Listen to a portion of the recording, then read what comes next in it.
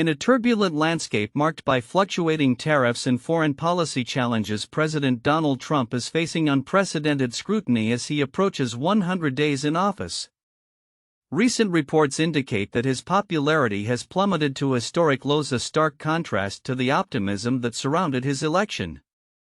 As a pivotal moment for his administration, Trump has taken steps to mitigate the impact of his own tariff policies on the beleaguered auto industry, which has raised alarms among major automakers. On April 29, 2025, Trump signed an executive order aimed at providing relief for American automakers who have been grappling with uncertainty stemming from his administration's aggressive tariff strategy. The new measure exempts car manufacturers from multiple tariffs, specifically those on steel and aluminum, when it comes to imported auto parts. Furthermore, it introduces temporary rebates to alleviate some of the financial pressure these companies have faced. Although these incentives are expected to be phased out in the near future, the urgency of this intervention was underscored by warnings from industry analysts who projected that Trump's tariffs could impose an additional burden of $42 billion on major players like Ford, General Motors, and Stellantis. As a direct consequence of these uncertainties, several automakers, including GM, Volvo, and Porsche, have been forced to lower or withdraw their profit forecasts for 2025. Barclays analysts have pointed out that while the executive order offers a reprieve, the key tariff headwinds remain, as the auto parts duty is set to take effect imminently. The broader economic implications of Trump's tariff policies are palpable. Ira Kalish, chief global economist at Deloitte Touche Tohmatsu, suggests that ongoing economic data releases will be critical in assessing the true impact of these tariffs. Kalish's insights indicate that the outcomes could be mixed, presenting both challenges and opportunities for businesses navigating this complex landscape. Compounding these difficulties is a growing sentiment that U.S. economic policy has been unduly influenced by foreign models, particularly that of China. In a recent commentary, Allison Schrager from the Manhattan Institute argued that the Chinese economic model, characterized by significant government control, stands in stark contrast to the principles that have historically propelled the U.S. economy. She contends that while increased trade with China was expected to foster liberalization, the opposite has occurred, complicating U.S. policy and potentially stifling domestic growth. As Trump's presidency enters its next phase, the stakes have never been higher for the U.S. auto industry and, by extension, the economy as a whole.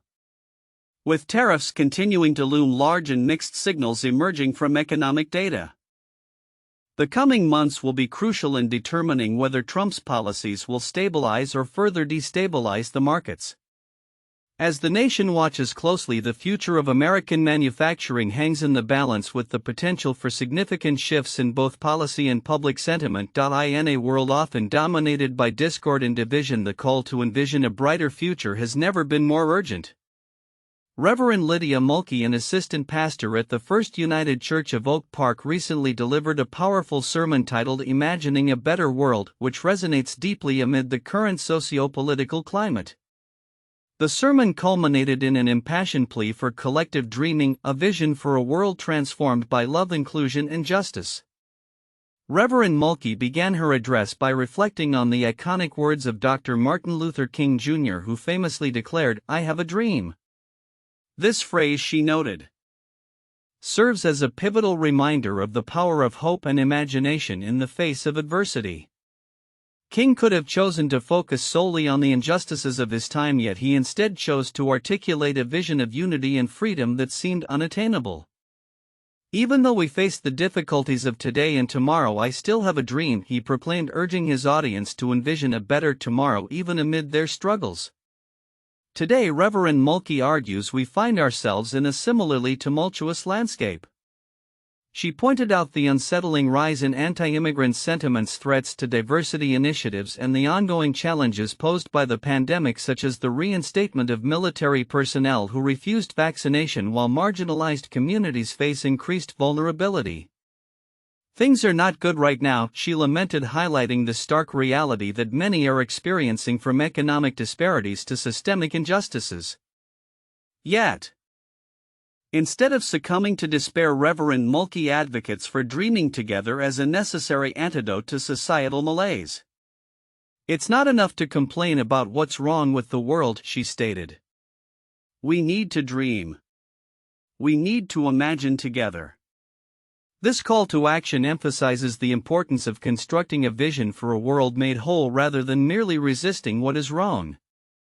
She encourages communities to envision a future where all individuals are welcomed, where diversity is celebrated, and where basic human needs are met. Her vision is one of radical hope, challenging us to imagine clean energy solutions, equitable healthcare, and food security for all. Can you imagine a world as God dreams it? She asks, inviting her listeners to participate in this collective visioning process. It is a call not just for passive dreaming but for active engagement in shaping a reality that reflects the values of equity, justice, and community. As we look toward the future, Reverend Mulkey's message serves as a crucial reminder of the power of hope and the importance of collective action. In a time where negativity can often overshadow progress, her words inspire a movement toward possibility, a reminder that the path to a better world starts with a shared dream. The challenge now lies in transforming that dream into action, ensuring that it becomes more than just a vision but a reality we can strive for together. In a world where the right pair of running shoes can make a significant difference in performance and injury prevention. A new report published by National Geographic highlights the best running shoes of 2025. As running continues to be one of the most accessible forms of exercise, the importance of selecting the proper footwear cannot be overstated. With insights from experts including seasoned runners, coaches, and podiatrists, this definitive guide aims to cater to every type of runner, whether they are tackling marathons, ultramarathons, or leisurely jogs. The quest for the perfect running shoe is not merely about style or brand, it hinges on comfort, support, and performance tailored to individual needs.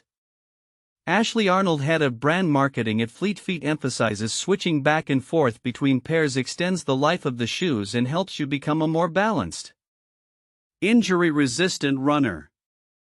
This advice underlines the growing recognition that runners should consider rotating their footwear to mitigate the risk of injuries and enhance their running experience.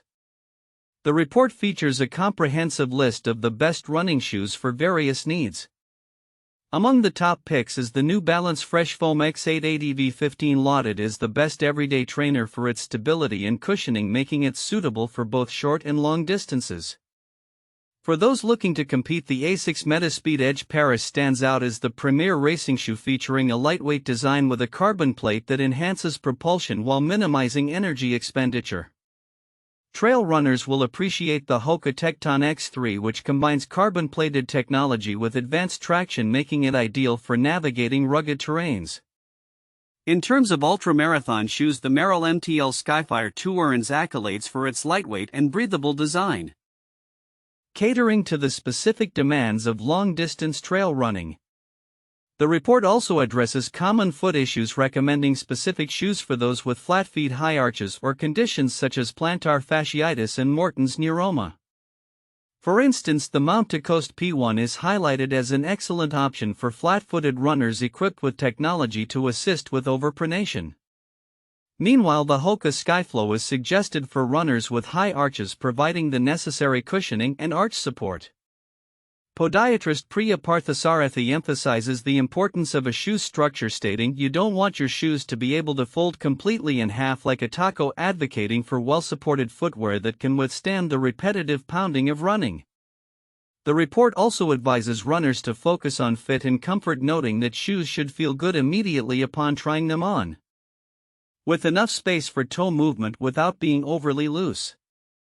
As running shoes evolve, so do the technologies and styles available to consumers.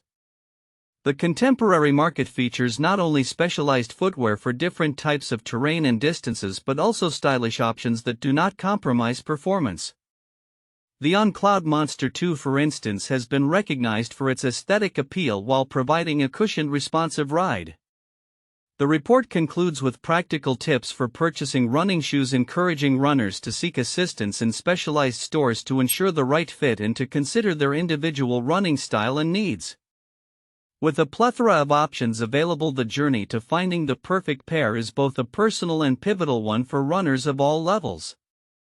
As the running community continues to grow and adapt, the innovations in shoe technology will undoubtedly lead to even more tailored solutions for runners, enhancing their performance and enjoyment on the track and trails. As we look ahead, staying informed about advancements in running footwear will be essential for anyone eager to hit the ground running, literally. In an era where financial stability is paramount for small businesses, understanding the landscape of available funding options has never been more critical. As we approach 2025, Forbes has released its much-anticipated review of the best small business loans, shedding light on the most effective financial solutions for entrepreneurs navigating an increasingly competitive market. This comprehensive guide not only highlights noteworthy lending institutions but also delves into the evolving dynamics of small business financing. Amidst a backdrop of economic uncertainty and shifting consumer behaviors, small business owners are seeking the right financial partners to help them achieve their goals.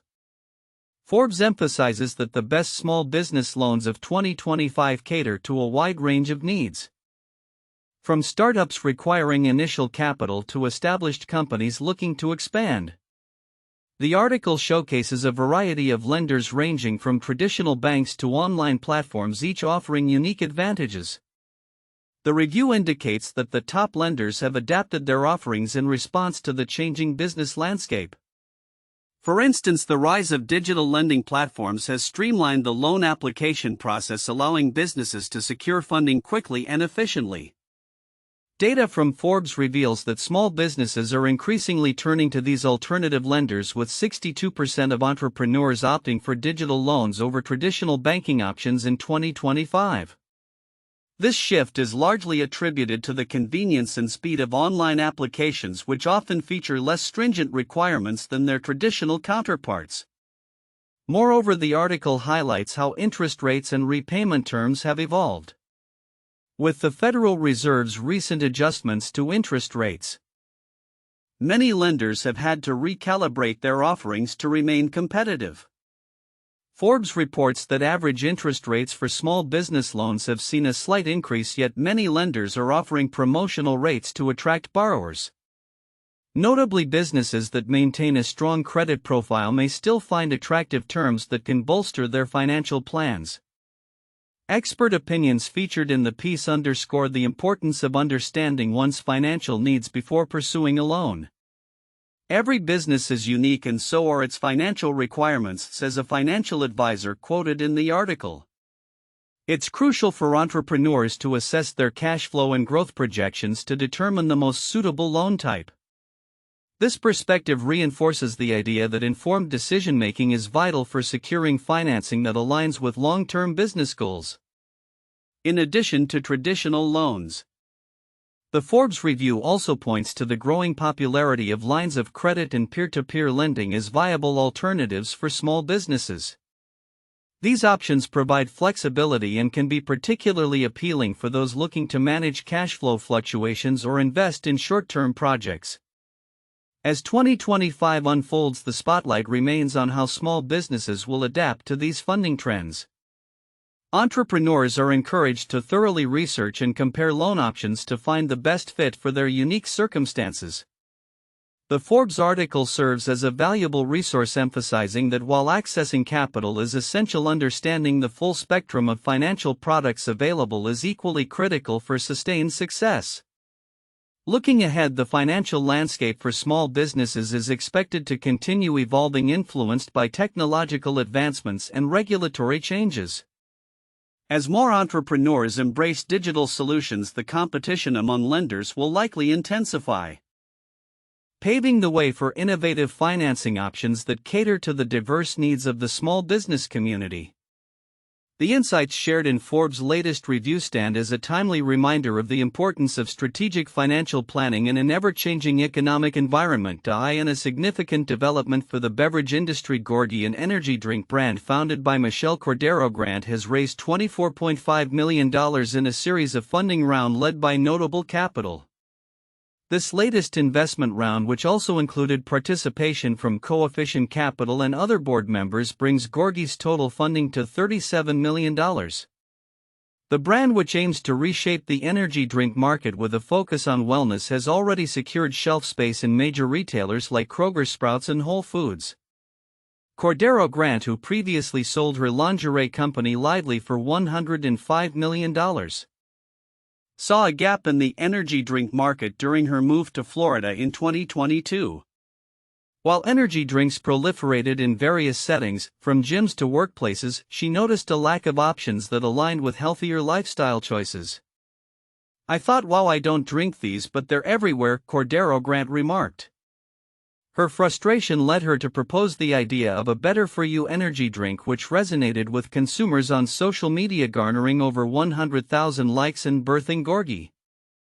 The brand distinguishes itself by relying on green tea caffeine and avoiding sugar, positioning itself as a healthier alternative in a $20 billion industry dominated by legacy brands.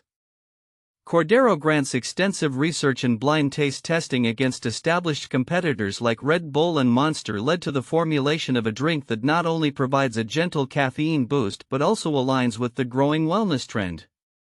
Despite challenging market conditions for consumer startups, especially following a pullback in venture capital investments, Gorgie's growth trajectory remains impressive. The company has reported a fivefold increase in its revenue year over year in 2024, with customers reordering on average every 8 days.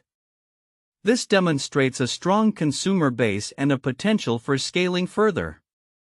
Cordero Grant draws parallels between the energy drink sector and her previous experience in lingerie, noting both markets are saturated with traditional brands that fail to connect with modern consumers, particularly women. This insight is part of her strategy to position Gorgie not just as a beverage but as a lifestyle choice, tapping into the wellness zeitgeist fueled by social media influencers and health-conscious consumers. A notable milestone for Gorgie was its entrance into Arrowhead, a high-end grocery store known for its celebrity clientele and premium pricing. "Arrowhead was shocking for me," Cordero Grant said, reflecting on how quickly the brand was embraced by the retailer. Following this success, Gorgie is set to expand its reach further by launching in 1,900 Target stores across the U.S. this summer, marking a pivotal step towards becoming a household name. As Gorgie continues to build its brand and expand its market presence, it represents a growing trend in the beverage industry where consumers are increasingly seeking healthier, more transparent options. The funding and strategic partnerships will likely enable Gorgie to enhance its product offerings and marketing efforts, positioning it for a robust future in a competitive landscape. The success of Gorgie not only underscores the shifting consumer preferences toward wellness but also highlights the potential for innovative startups to thrive even in uncertain economic conditions. In an era marked by economic uncertainty and shifting global dynamics, Deutsche Bank and HSBC are proving that the financial landscape can thrive even beyond the confines of the American market. As both institutions navigate a landscape shaped by geopolitical tensions and changing consumer behaviors, their recent strategies underscore a broader trend of international banks seeking growth opportunities in diverse markets. Deutsche Bank's recent quarterly results revealed a significant rebound in profits, attributed to its robust investment banking division and strategic focus on European markets. The bank reported a net profit of €1.2 billion for the first quarter, a substantial increase compared to the previous year. "We are witnessing a resurgence in client activity, particularly in capital markets," said CEO Christian Soing during a press conference. His remarks highlight the bank's commitment to leveraging its European base amidst a fluctuating global economy. Similarly, HSBC's latest earnings report showcased a 10% increase in profits, buoyed by strong performance in Asia, particularly in Hong Kong and the Greater Bay Area. The bank's pivot towards Asian markets has been strategic, recognizing the region's potential as an economic powerhouse. "Asia remains a key driver for us and we are doubling down on our investments there," remarked HSBC CEO Noel Quinn. This focus on Asia is reflective of a larger trend, as financial institutions increasingly look to emerging markets for growth as traditional markets face headwinds. Moreover, both banks are adapting to the digital transformation of banking. Deutsche Bank has initiated a comprehensive overhaul of its technology infrastructure, investing heavily in fintech partnerships and digital banking solutions. This approach not only aims to improve customer experience but also to streamline operations and reduce costs. Digitalization is no longer optional, it's a necessity, Soing emphasized, underscoring the urgency of the bank's transformation efforts. HSBC is also embracing digital innovation, launching a series of digital banking initiatives to enhance customer engagement and streamline processes.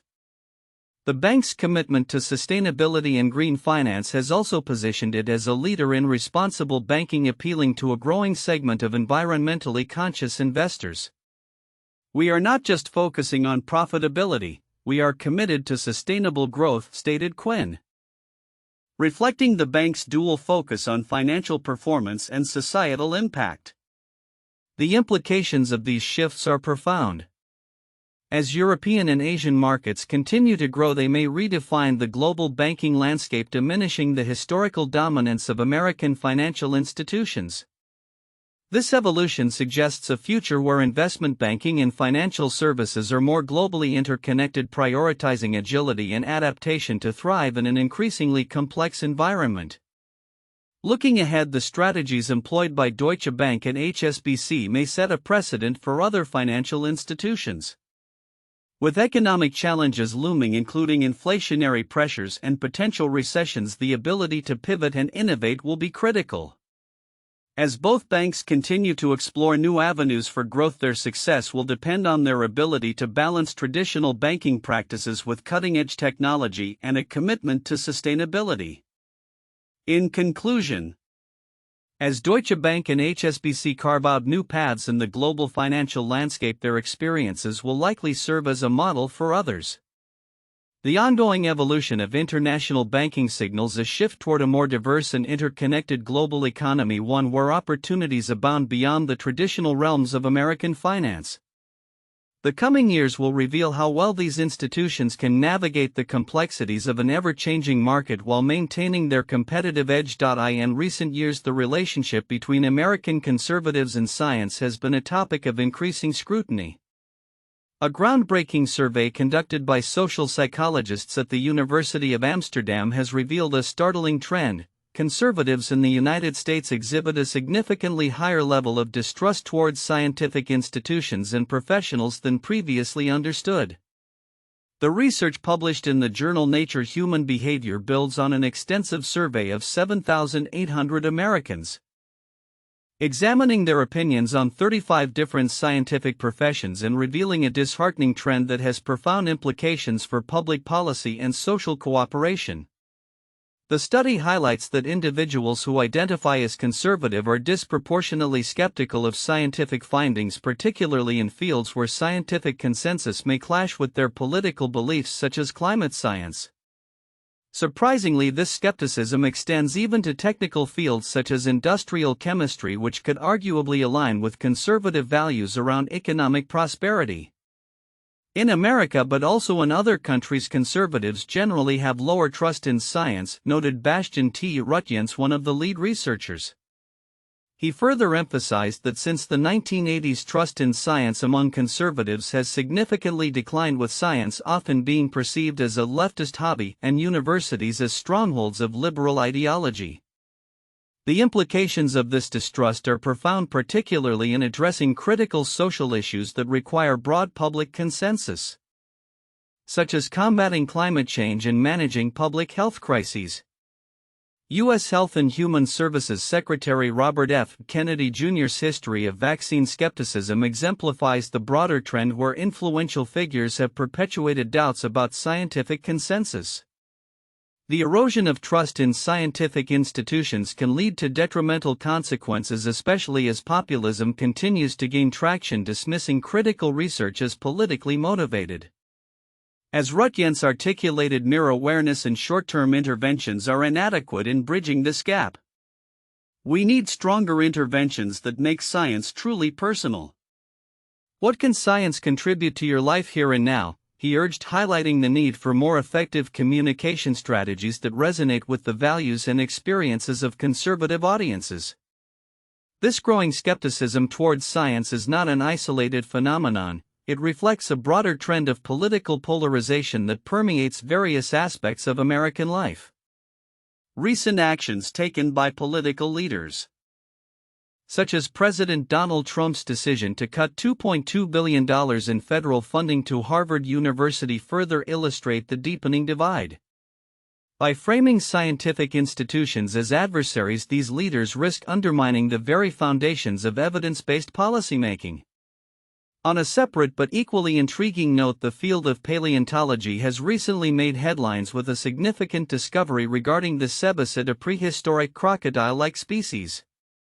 Long believed to have gone extinct around 11 million years ago, new fossil evidence unearthed in the Dominican Republic indicates that this apex predator may have survived an additional 5 million years longer than previously thought. The discovery, detailed in the Proceedings of the Royal Society B, suggests that the Caribbean islands may have acted as a refuge for these predators, allowing them to evade extinction while other populations dwindled. Lázaro Vinola Lopez, a graduate student involved in the research, expressed the excitement of uncovering the fossil and realizing its implications. That emotion of finding the fossil and realizing what it is, it's indescribable, he remarked. The research team hypothesizes that cebacids may have traversed land bridges connecting the Caribbean islands, ultimately establishing themselves as top predators in a region once thought devoid of such large creatures. As scientists continue to explore the fossil-rich regions of the Caribbean, there is optimism that more discoveries will surface, shedding light on the history of these enigmatic creatures. Vinola Lopez aptly summarized the potential of future research: the cebacid is only the tip of the iceberg. In tandem with these scientific developments, the upcoming commencement ceremonies at the University of Connecticut promise to showcase a diverse array of speakers, each bringing unique insights from various fields. From prominent figures in engineering and nursing to leaders in social work and business. The class of 2025 will be inspired by individuals who have made significant contributions to their respective disciplines.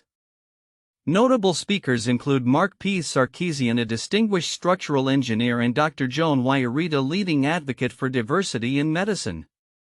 Moreover, as the political landscape continues to evolve, the implications for scientific research and education remain a critical concern. Recent actions by the Trump administration to reduce funding for scientific research and climate programs have raised alarms among experts who argue that the U.S.'s position as a global leader in scientific inquiry is under threat.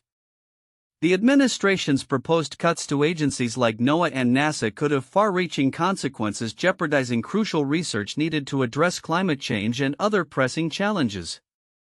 As the tension between political ideology and scientific integrity persists, the need for informed dialogue and public engagement becomes ever more pressing. The interplay of these narratives, scientific skepticism among conservatives, exciting paleontological discoveries, and the celebration of academic achievement, paints a complex picture of the current landscape. The future will undoubtedly bring further developments in these areas, and the ongoing conversation about the role of science in society will continue to shape public policy and education for years to come. In a significant advance for the management of ischemic priapism, a recent narrative review published in the International Journal of Impotence Research highlights the complexities and evolving strategies surrounding treatment options after shunting procedures. The study, authored by a team of researchers led by Niccolò Scafano from ASSTSAT Laghi, Circolo e Fondazione Macchi Hospital, emphasizes that timely and effective management of this condition is paramount to improve outcomes for affected patients. Ischemic priapism, characterized by prolonged and painful erections not associated with sexual arousal, can lead to severe complications if not addressed promptly. Traditional treatments including aspiration and irrigation often fall short, particularly in cases where shunting, a surgical procedure creating a new pathway for blood flow, proves ineffective. The review notes that patients who do not respond to these initial interventions are at high risk for erectile dysfunction and other long-term complications. The authors conducted a comprehensive literature search on platforms like PubMed and Cochrane Library, identifying critical factors that influence recovery outcomes. They found that a history of erectile dysfunction, older age recurrent priapism episodes, and tissue necrosis detected via magnetic resonance imaging significantly correlate with poor recovery prospects. Erectile dysfunction is a common outcome following shunting, particularly in patients with pre-existing conditions, the researchers noted. The review suggests that distal shunts are typically preferred as first-line interventions.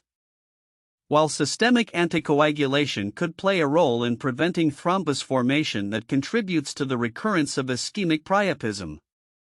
Furthermore, the use of phosphodiesterase type 5 inhibitors, both selective and non-selective, shows promise in enhancing erectile function recovery post-treatment. A repeat penile blood gas analysis is recommended to determine if shunting has successfully converted the condition to a non-ischemic state, thereby guiding further management options. When distal shunting fails, the authors propose considering proximal shunts or penoscrotal decompression as alternative strategies. They also advocate for the early implantation of malleable penile prostheses after shunting failures to mitigate the risk of long-term erectile dysfunction. The use of vacuum erection devices following shunting is encouraged as a preventive measure against penile fibrosis, especially important for patients who may eventually require late penile prosthesis implantation. Despite these insights, the authors emphasized the need for more research to establish a consensus on the optimal management of ischemic priapism post-shunting. As the field advances, surgical innovations and refined techniques will be critical to improving patient outcomes. While current practices show promise, ongoing exploration into new methodologies is essential for enhancing recovery and quality of life for these patients, they concluded. As the medical community continues to grapple with the complexities of ischemic priapism management, this review serves as a foundational piece in guiding future research and clinical practice. The implications of these findings are significant, pointing towards a need for multidisciplinary approaches and continued innovation in treatment strategies to ensure better outcomes for affected individuals. The Digiday Media Awards have unveiled their finalists for 2025, highlighting a remarkable blend of innovation, creativity, and strategy among leading brands in the media and advertising industries. Among the standout contenders are Adobe, Harvard Business Review, and Disney Advertising, each recognized for their unique approaches that deepen audience engagement through the smart integration of emerging technologies. Adobe has been nominated for Best Use of Audience Insights with an engaging campaign aimed at addressing a common challenge faced by its Photoshop users, the struggle to remember keyboard shortcuts. By employing mnemonic techniques familiar to professional designers, Adobe produced a captivating video featuring a catchy jingle and a choreographed finger dance across a Photoshop-themed keyboard. The campaign resonated with audiences, garnering over 1 million views on platforms like Instagram and TikTok. This inventive strategy not only entertained but also educated users, transforming a typical learning experience into an engaging endeavor. The Harvard Business Review's Women at Work podcast is another finalist, contending for Best Podcast. The show has carved out a significant space for itself by thoughtfully addressing the myriad challenges faced by women and non-binary professionals in the workplace. Hosts Amy Bernstein and Amy Gallo leverage a mix of academic research, personal narratives, and actionable advice covering topics such as workplace anxiety and the implications of AI integration in careers. This podcast has not only served as a source of valuable insights but has also fostered a vibrant community, amplifying the voices of its listeners at various stages of their professional journeys. Disney Advertising has made the shortlist in a new category, Sales Team of the Year, for its innovative approach to redefining client engagement. Under the leadership of Rita Farrow, Disney's sales team has implemented a unified, always-on strategy that capitalizes on the company's extensive portfolio and advanced ad technology. Tools such as Disney Compass and Magic Words have enhanced real-time brand engagement, reflecting the team's commitment to adapting to an evolving marketplace. Notably, Disney's streaming platforms have experienced a 10% year-over-year increase in volume, with global ad-supported monthly users surpassing 157 million, outpacing competitors like Netflix and Tubi. These finalists exemplify a broader trend within the Digiday Media Awards, which this year underscores the importance of measurable outcomes in advertising and media campaigns. Each entry demonstrates a commitment to creating meaningful connections with audiences while delivering tangible results. The 2025 awards have expanded categories to reflect the industry's dynamic nature, including new recognitions for Best Use of AI, Best Gaming/Esports Brand Activation, and Best Multi-Channel Campaign. As the media landscape continues to evolve, the finalists of the Digiday Media Awards showcase not only the innovative spirit driving brands forward but also the strategic thinking necessary to navigate the complexities of audience engagement in a digital-first world. Looking ahead, it will be intriguing to see how these brands leverage their successes to inspire future campaigns that push the boundaries of creativity and technology, ultimately reshaping the marketing landscape for years to come. In a significant legal move that could reshape the landscape of nuclear energy regulation in the United States, several states and startups have filed a lawsuit against the U.S. Nuclear Regulatory Commission (NRC). This action, which includes plaintiffs such as the states of Florida, Louisiana, Arizona, and nuclear startups Vala Atomics and Deep Fission, highlights mounting frustrations over the NRC's regulatory framework, which critics argue hampers innovation and the development of new nuclear technologies. The lawsuit, initially filed in December 2024 by Texas, Utah, and the nuclear company Last Energy, claims that the NRC's stringent regulations effectively stifle new reactor construction. The plaintiffs assert that the current regulatory environment is so restrictive that it has led to a stagnation in the U.S. nuclear sector, with only 3 reactors coming online in the past 25 years. During this same period, countries like China and South Korea have significantly advanced their nuclear capabilities, raising concerns about the U.S.'s competitiveness in this critical energy sector. Isaiah Taylor, the CEO of Vala Atomics and a descendant of a Manhattan Project engineer, has been vocal about the challenges posed by the NRC's regulations. Taylor's company is developing a small test reactor, which they claim is being forced to be built overseas due to the cumbersome approval process in the U.S. What it would do for us is to allow innovation to happen again. Innovation is what drives the American economy, he stated, emphasizing the need for a regulatory environment that fosters technological advancement rather than impedes it. Critics of the NRC point to the slow permitting times and complex processes that have characterized its operations. Nick Turan, a licensed nuclear engineer, describes the regulatory relationship in the U.S. as legalistic and adversarial, contrasting it sharply with the more cooperative approaches seen in countries like France and China. The lawsuit argues that the NRC's interpretation of the Atomic Energy Act, which governs nuclear safety, is overly broad and should not apply to smaller, inherently safer reactor designs like small modular reactors (SMRs). The economic implications of the lawsuit are profound. With public sentiment around nuclear energy reaching its highest levels in 15 years, the U.S. is witnessing a surge in investment in nuclear startups. Over $783 million in private equity and venture capital was funneled into the sector in 2024 alone. Advocates such as Chris Koopman from the Abundance Institute emphasize that the lawsuit is about getting steel in the ground and advancing nuclear power on the grid. Deep Fission, another plaintiff in the case, is exploring innovative approaches to nuclear energy generation, including placing SMRs a mile underground. CEO Liz Muller envisions the lawsuit as a means to create a regulatory sandbox that allows for exploration and experimentation with regulations while simultaneously moving forward with reactor development. However, the proposal to allow states greater regulatory control raises concerns among experts. Adam Stein from the Breakthrough Institute warns that a patchwork of state regulations could lead to inconsistencies in safety standards. He likens this scenario to varying car seat laws across states, which complicate compliance for families traveling across state lines. This sentiment is echoed by Turan, who asserts that while innovation is vital, it should not come at the expense of safety. The NRC has acknowledged the criticisms directed at it, noting recent legislative reforms aimed at streamlining the permitting process for smaller reactors. Yet for many in the nuclear industry, these changes may be too little and too late as they grapple with the realities of competing against cheaper energy alternatives like natural gas and renewables.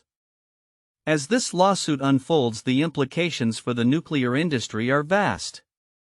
If successful, it could lead to a shift in regulatory power from the NRC to individual states, potentially accelerating the deployment of new nuclear technologies while also raising important questions about safety and oversight. The outcome may well determine whether the U.S. can reclaim its status as a leader in nuclear energy development or continue to lag behind global competitors in this critical sector. As the nuclear landscape evolves, stakeholders will be watching closely to see how this legal battle unfolds and what it means for the future of energy in America. In an era marked by rapid global change and evolving diplomatic challenges, the role of the United States Foreign Service is undergoing significant transformation. As the architects of U.S. foreign policy, diplomats are navigating a complex landscape that includes shifting communication channels, power dynamics, and cybersecurity threats. Tom Yazjirdi, the president of the American Foreign Service Association, recently shared his insights on these developments in an interview with the Georgetown Journal of International Affairs, emphasizing the critical need for adaptability and resilience in modern diplomacy. Yazjirdi observes that while the core mission of diplomacy, representing U.S. interests abroad, remains unchanged, the environment in which diplomats operate has drastically evolved. We are in a period of upheaval, he states, noting that the tools of diplomacy have advanced significantly. The integration of artificial intelligence, remote negotiations, and the proliferation of social media have transformed traditional practices. This evolution has also led to a more diverse array of responsibilities for diplomats who now tackle issues ranging from crisis response and economic diplomacy to cybersecurity and public health advocacy. Despite the high-profile negotiations that often dominate media coverage, Yazjirdi highlights the less visible but equally vital aspects of diplomatic work. Much of diplomacy doesn't happen in front of the cameras, and that is on purpose, he explains. The behind-the-scenes efforts, like securing medical evacuations or facilitating complex negotiations, are essential for advancing U.S. interests.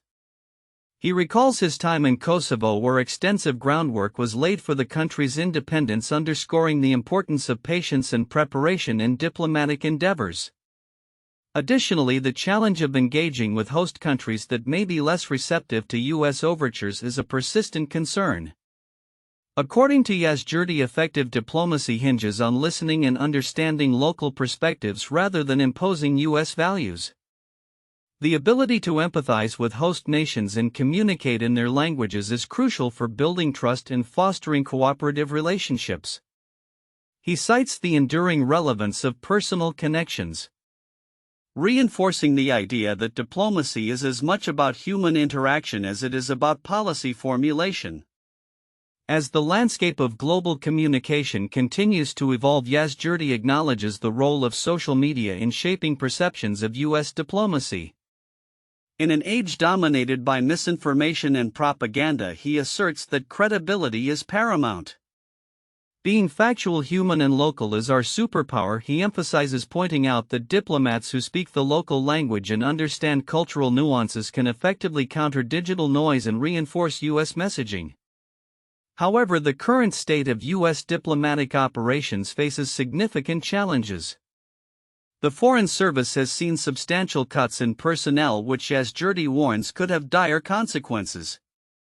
The loss of thousands of diplomats is so damaging, he states, highlighting the growing number of diplomatic missions established by countries like China without adequate funding and support. The U.S. risks losing its competitive edge in global diplomacy. In response to unforeseen crises, Yazjirdi advocates for a proactive approach that includes preparedness and simulation training for diplomats. He supports the establishment of a diplomatic reserve corps, a dedicated group of experienced individuals who can be mobilized during emergencies. This initiative, he believes, would provide a valuable resource for the Foreign Service, enabling a rapid response to crises without straining existing resources. Another point of concern is the alignment of policies crafted in Washington with the realities faced by diplomats on the ground. Yazjurdi emphasizes the importance of robust internal communication and a culture that values feedback from diplomats. When these break down, strategy can turn into siloed thinking, he cautions. Maintaining a direct line of communication between diplomats and policymakers is essential for crafting effective and responsive foreign policy. Looking ahead, Yazjurdi stresses the need for the State Department to adapt its mission and operational model while preserving its core values of professionalism and nonpartisanship. He notes that as global dynamics continue to shift, the Foreign Service must leverage new tools and technologies while remaining committed to its foundational principles. The future of U.S. diplomacy hinges on the ability of its diplomats to navigate an increasingly complex world. As Tom Yazjurdi aptly puts it, a diplomat is a country's first line of defense. Ensuring that this line remains strong and capable will require not just investment in personnel and resources but also a renewed commitment to the values that underpin effective diplomacy.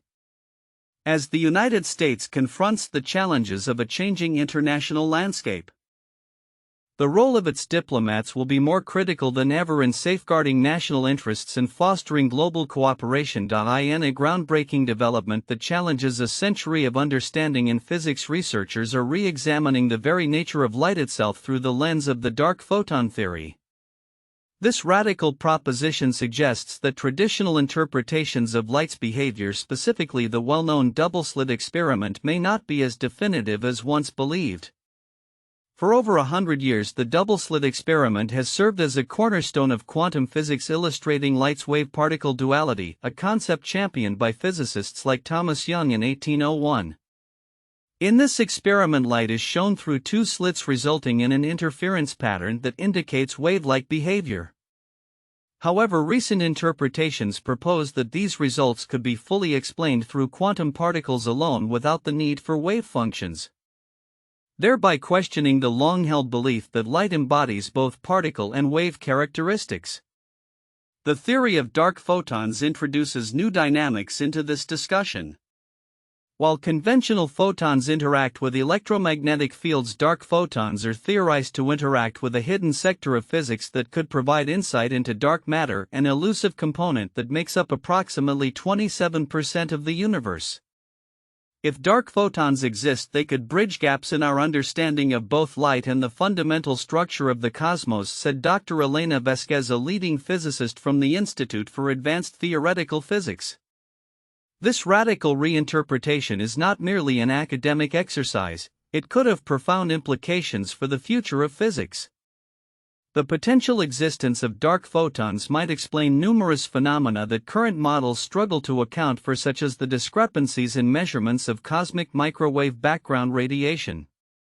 By redefining the properties of light, scientists could pave the way for new technologies and methodologies in fields ranging from quantum computing to cosmology. Moreover, the impact of this research extends beyond theoretical physics. If light is found to operate under principles that diverge from established paradigms, the implications for technology and our understanding of the universe could be monumental.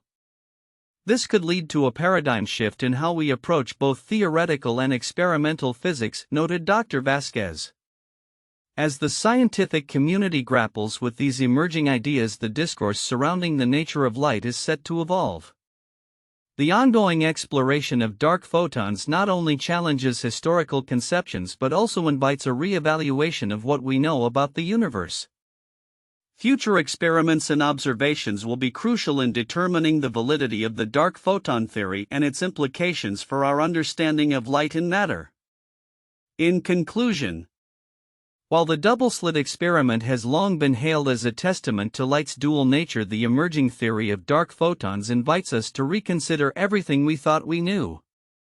As researchers delve deeper into this revolutionary concept, we stand on the brink of potentially redefining the foundations of physics and our comprehension of the cosmos.